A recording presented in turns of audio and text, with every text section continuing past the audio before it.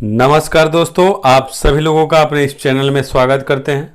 दोस्तों, हम लोग पाठ योजना लेकर उपस्थित हैं और वो भी आपका पाठ योजना जो है हिंदी विषय से आपका व्याकरण से लिया गया है और प्रकरण का नाम है आपका वचन।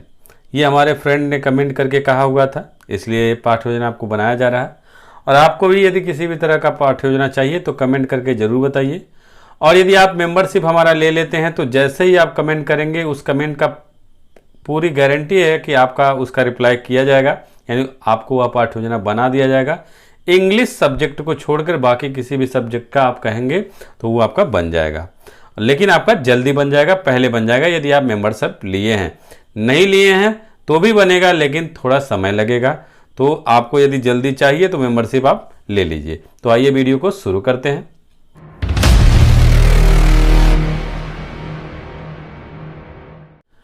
पाठ योजना बनाने के लिए सबसे पहले हम लोग क्या करेंगे, ऐसे पाठ योजना संख्या लिखेंगे।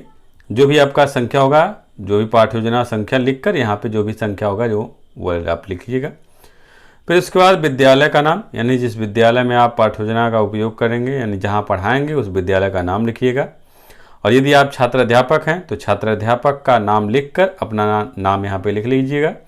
और यदि आप छात्र अध्यापिका हैं तो छात्र अध्यापिका का नाम लिखकर अपना नाम यहाँ पे लिख लेंगे। फिर उसके बाद आप ऐसे कॉलम बनाएंगे। आप पहले वाले में दिनांक, यानी जिस डेट को आप लेसन प्लान पढ़ाएंगे वो डेट डालेंगे। कक्षा आपका जिस भी कक्षा में आप इस प्रकरण को यूज करने वाले हैं वो अपना कक्षा डालिएगा। विषय आपके हिंदी है, उप विषय आपका व्याकरण है। कालांश आपका जो भी कालांश रहेगा, जो भी घंटी रहेगी वो घंटी अपना यहाँ पे डाल लीजिएगा। अवधि आपका 40 मिनट का। प्रकरण है हम लोगों का वचन। उसके बाद आपका सामान्य उद्देश्य, और सामान्य उद्देश्य में पहला आपका है कि छात्रों में हिंदी व्याकरण विषय के प्रति रुचि उत्पन्न करना। दूसरा है कि छात्रों में शुद्ध व स्पष्ट हिंदी पढ़ने व लिखने की क्षमता का विकास करना। तीसरा है छात्रों के शब्द भंडार में वृद्धि करना। चौथा है छात्रों को हिंदी व्याकरण के महत्व से परिचित कराना। फिर इसके बाद विशिष्ट उद्देश्य आपका, और विशिष्ट उद्देश्य में पहला आपका उद्देश्य है कि छात्र वचन के बारे में जान सकेंगे। दूसरा, छात्र वचन के प्रकार के बारे में समझ सकेंगे। तीसरा, छात्र वचन के कुछ उदाहरण को बता सकेंगे। फिर इसके बाद आपका प्रश्नोत्तर विधि, शिक्षण विधि, और शिक्षण विधि में प्रश्नोत्तर विधि और स्पष्टीकरण विधि। फिर उसके बाद सहायक सामग्री।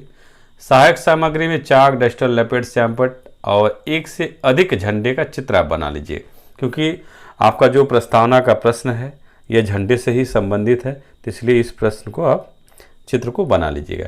और एक से अधिक झंडा बनाइएगा, या साक्षात का आपका झंडा लेके जाएंगे तो पहले एक झंडा दिखाइएगा, फिर उसके बाद एक से अधिक झंडा दिखाइएगा। तो ऐसे आप लेके जा सकते हैं।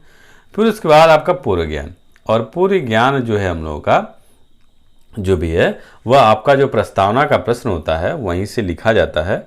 तो पूर्व ज्ञान में आपका यहाँ पे हो जाएगा कि छात्र तिरंगे झंडे के बारे में सामान्य जानकारी रखते हैं, क्योंकि उसी से संबंधित आपके आंसर दिए गए हैं, इस वजह से ये बच्चे इसके बारे में जानते हैं। तो अब हम लोग प्रस्तावना के प्रश्न को देखते हैं। प्रस्तावना का प्रश्न आपके सामने है। इसके लिए आप ऐसे कॉलम बनाएंगे। पहले में क्रम संख्या, दूसरे में छात्र अध्यापक छात्र अध्यापिका कथन, तीसरे में आपका छात्र कथन होगा। उसके बाद आप यहाँ से क्वेश्चन करेंगे, और क्वेश्चन जो है आसान शब्दों में होना चाहिए और क्रमबद्ध रूप से होना चाहिए। यानी जो आपके पहले प्रश्न का आंसर है वह आपके दूसरे प्रश्न में सम्मिलित करना होगा, और दूसरे का जो आंसर है तीसरे प्रश्न में सम्मिलित करना होगा। तीसरे का जो आंसर है ऐसे करते हुए आप जोड़ते हुए, यानी जेड मॉडल के तरीके से आप क्वेश्चन को बनाएंगे।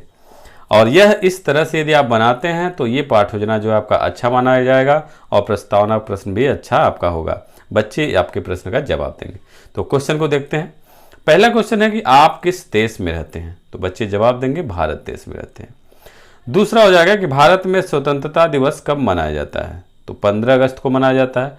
कुछ बच्चे ऐसे भी हो सकते हैं 26 जनवरी को भी बोल सकते हैं, क्योंकि दोनों दिन आपका मनाया जाता है, तो वो कुछ दोनों नाम ले सकते हैं। फिर उसके बाद आपका 15 अगस्त या जो 26 जनवरी बोले हैं उनको यदि आप मनाते हैं उनके लिए क्या फहराया जाता है, यानी 15 अगस्त या 26 जनवरी मनाने के लिए क्या फहराया जाता है। तो बच्चे जवाब देंगे तिरंगा झंडा फहराया जाता है। उसके बाद यदि तिरंगा झंडा एक से अधिक हो तो क्या कहेंगे? तो समस्यात्मक प्रश्न हो जाएगा, बच्चे इसके बारे में नहीं जानते हैं। तो उसके बाद आप उद्देश्य कथन में आप कहेंगे कि बच्चों आज हम लोग वचन के बारे में विस्तृत अध्ययन करेंगे, ये आपका हो जाएगा। फिर उसके बाद प्रस्तुतिकरण, और प्रस्तुतिकरण में आपका ऐसे कॉलम बनाएंगे, एक में आपका शिक्षण बिंदु होगा, दूसरे में छात्र अध्यापक छात्र अध्यापिका कथन होगा, तीसरे वाले में छात्र कथन होगा, चौथे में श्याम पटकार हो जाएगा। अब देखिए यहाँ से आपका जो शिक्षण बिंदु है वो वचन है। अब यहीं से आप कुछ क्वेश्चन करेंगे बच्चों से। आप कहेंगे पहला क्वेश्चन यह क्या है, एक अंगुली दिखाते हुए, तो बच्चे जवाब देंगे अंगुली है। फिर आप कहेंगे दूसरा, एक से अधिक अंगुली होने पर क्या कहा जाएगा? तो बच्चे नहीं बता पाएंगे क्या कहा जाएगा क्या नहीं कहा जाएगा, सब तो अंगुलियाँ है, तो बच्चे मौन हो जाएंगे। उसके बाद आप व्याख्या करेंगे, और जब व्याख्या करेंगे तो छात्र जो है ध्यानपूर्वक आपकी बात को सुनेंगे। और व्याख्या में क्या हो जाएगा, किसी शब्द के जिस रूप से किसी प्राणी या वस्तु के एक या एक से अधिक होने का पता चले उसे वचन कहते हैं। उदाहरण में आपका घोड़ा, जैसे आपका कहा जाए घोड़ा दौड़ता है, तो ये आपका एक ही घोड़ा दौड़ता है। लेकिन उसी उदाहरण में यदि कहा जाए घोड़े दौड़ते हैं, तो घोड़े मतलब एक से अधिक घोड़े हैं।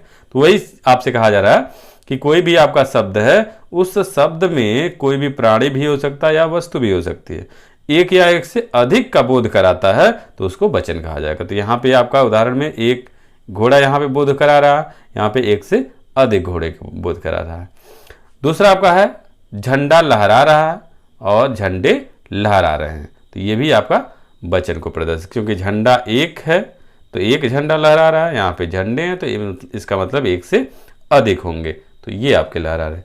अब आप क्या करेंगे, श्याम पटकार को श्याम पटकार भी लिख लेंगे। यहाँ पे घोड़ा का होगा घोड़े, झंडा का झंडे, लड़का का लड़के, लड़की का लड़कियां, औरत का औरतें। इस तरह से आप कुछ श्याम पटकार के लिए लिख देंगे।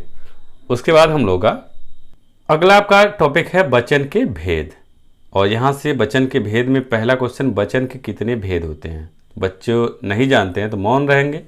दूसरा, वचन के भेद के नाम बताइए, तब भी बच्चे मौन रहेंगे। फिर उसके बाद आप व्याख्या करेंगे, और जब व्याख्या करेंगे तो छात्र आपकी बात को ध्यान से सुनेंगे। तो वचन, आप व्याख्या में आप कहेंगे वचन मुख्यतः दो प्रकार के होते हैं, पहला एक वचन, दूसरा बहुवचन। हिंदी में आपका दो ही होता है, संस्कृत में आपके तीन होते हैं।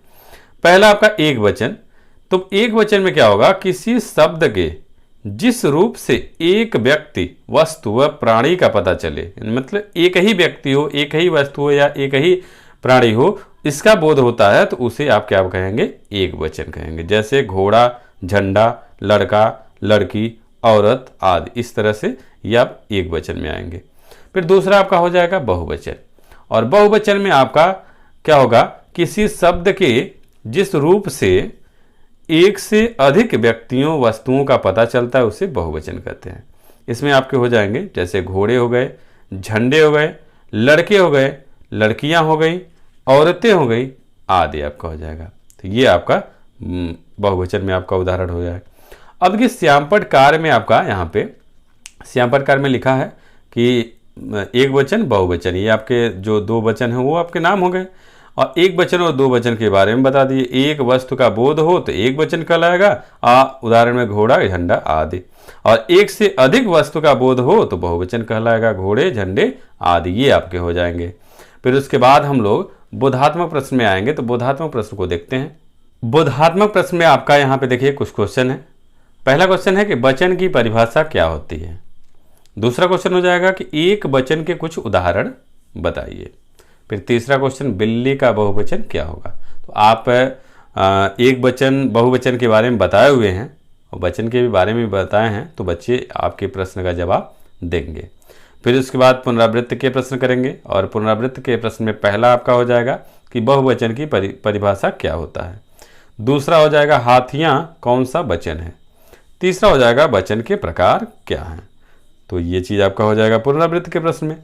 फिर उसके बाद श्याम पटकार, और श्याम पटकार में जो आप श्याम पटकार लिखे हुए हैं बच्चों के सामने रखेंगे, लिखेंगे, या आप बोर्ड की लपेट श्याम पट में पहले से ऑलरेडी लिख के ले जाया जाता है तो उसको वहाँ पे बोर्ड के सामने टांग देंगे। तो उसके बाद आपका छात्र अध्यापक या छात्र अध्यापिका द्वारा छात्रों को श्याम पट कार्य कापी पर उतारने को कहेंगे। फिर जब बच्चे कॉपी पे उतारने लगेंगे तो निरीक्षण कार्य में आप जब छात्र श्यामपट्ट कार्य कर रहे थे तब छात्राध्यापक या छात्राध्यापिका द्वारा कक्षा में घूम घूम कर निरीक्षण कार्य किया जाएगा। फिर उसके बाद आपका अंत में गृह कार्य, और गृह कार्य में आप अपने तरीके से आप गृह कार्य दे सकते हैं, लेकिन हमारा यहाँ पे गृह कार्य है कि बच्चों कल घर से बहुवचन के कुछ उदाहरण लिखकर लाना, यानी अपने घर से जितने भी बहुवचन आप समझ सकें उतने बहुवचन को लिखकर लाना है। तो ये इस तरह से हम लोगों का ये पाठ योजना रहा। उम्मीद है आपको ये पाठ योजना समझ में आया होगा, अच्छा लगा होगा। यदि अच्छा लगा हो तो लाइक कीजिएगा, शेयर कीजिएगा और चैनल को सब्सक्राइब भी कर लीजिएगा। और किसी भी तरह का यदि आपको प्लान चाहिए तो मेंबरशिप जरूर ले लीजिए, और मेंबरशिप लेके कमेंट कीजिए, तुरंत आपका प्लान जो है बन के तैयार हो जाएगा और वह आपका उपलब्ध हो जाएगा। नहीं भी मेंबरशिप लिए रहेंगे तभी आपका बनेगा, लेकिन थोड़ा सा समय लग जाएगा, क्योंकि आपका बहुत अधिक कमेंट यदि आ जाएगा तो बनाने में थोड़ा सा समस्या हो सकता है। लेकिन यदि आपका मेंबरशिप है तो आपका पहले कमेंट यदि आपका आता है तो पहले आपका वो टॉपिक बता दिया जाएगा। तो बस आज के इस वीडियो में इतना ही। अगले वीडियो में हम लोग फिर से मिलेंगे, तब तक के लिए अनुमति चाहते हैं। नमस्कार दोस्तों।